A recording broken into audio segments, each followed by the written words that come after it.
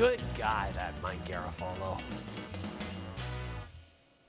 In fact, it's a great time to be joined by our good friend from the NFL Network, Mike Garafolo, because this is, as we say in the biz, the NFL's legal tampering period. Mike, terrific to see you. You look amazing. I love the suit. Geno Smith, the first to fall on the quarterback carousel, traded to the Raiders on Friday. Seattle wastes no time finding a replacement. Why was Sam Darnold and Seattle the right pick for the free agent quarterback? Jay, because, think about it this way. Even if the production is even in the minds of the Seahawks between Geno Smith and Sam Darnold, they saved about $10 million per year because they were offering about $35 million to Geno Smith, which is right around what they came in at with Darnold. And Smith wanted $45, so they were going to have to pay another $10 million per year. So they saved the $10 million per year. They get a third-round pick out of it, right? And they think that maybe they even got the better quarterback out of the deal. So if you're thinking that way for Seattle, all of this makes sense for you.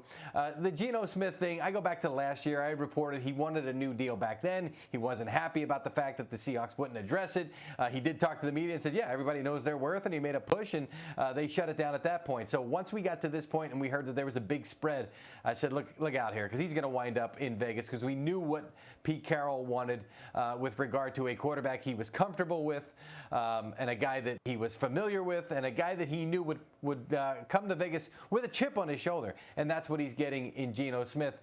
As for Darnold, he was only going to get a one-year deal from Minnesota, and it was going to be much lower than the $37.5 million he's going to get from the Seahawks in year one of this deal. Plus, he's got another $18 million or so in guarantees into year two. Minnesota was not going to do that because they've got J.J. McCarthy. Eventually want to turn it over to him. So Darnold gets the better deal. The Seahawks, in their mind, get the better deal when you look at everything all combined.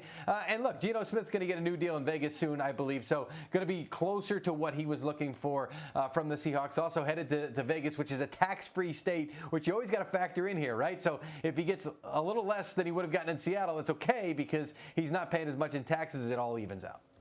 As for Justin Fields, I sometimes forget how young he is. He's only 26 years old, and now he's about to head to his third team. He's leaving Pittsburgh for the New York Jets. But, Mike, is this the quarterback of the future for the Jets, or is this just a stopgap once again? It's possible. The Jets are holding the number 7 pick. I don't see them taking a quarterback there. They just have too many other needs as they reset here.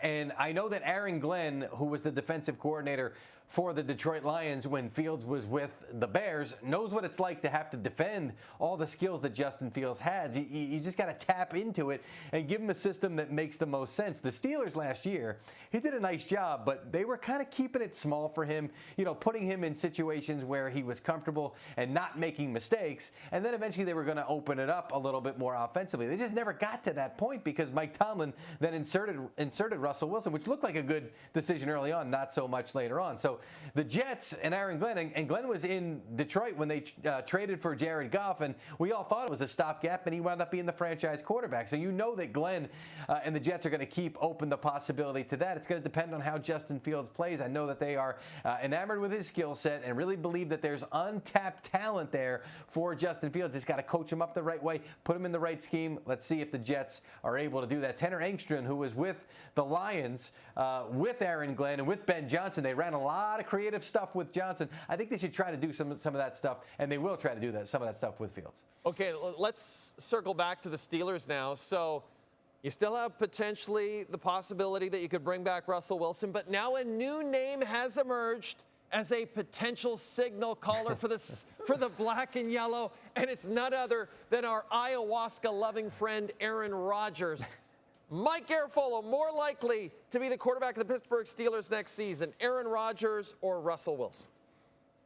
Oh, it's a tough spot to put me in. Jay, listen, I still think that there's a chance for Rodgers to go to the Giants. Those conversations continue. I know a lot of people think that that's his least likely option. I think there's some things with the Giants that he likes and what they've sold him on. The idea of passing to Malik Neighbors. They think that he and Neighbors, they've sold him. This is your kind of receiver. He's a smart guy. He's a hard worker. He's going to be able to adjust on the fly. He sees things as they're happening live. And that's what Aaron Rodgers needs out of his receivers and his young receivers. DK Metcalf, more of a straight line kind of guy in Pittsburgh. So everybody's saying, oh, you go there for that target. Well, Malik Neighbors might be the better option for Rodgers if he's looking for a guy that's more his speed.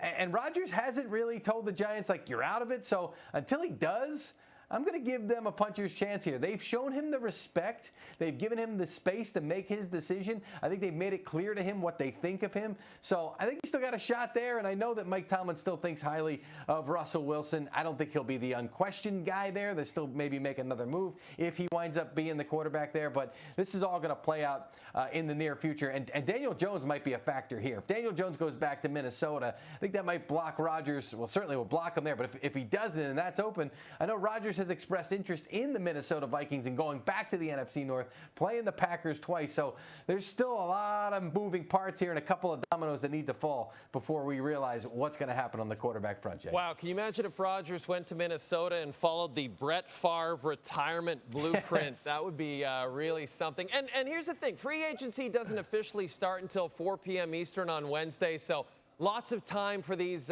shall we say, arrangements to fall apart, Mike. Yeah, we always have at least one or two a year. So, yeah, all these deals that you heard about today, one of them, at least one of them, could pull a U-turn and double back the other way. The old Frank Gore, I remember Frank Gore agreed to terms with the Eagles years ago, and then before he ever set foot in Philadelphia, he was like, nah, I'm going to the Colts instead. Either way, always great to see you, buddy, and we'll chat with you again next week, okay? You got it, Jay. Thank you.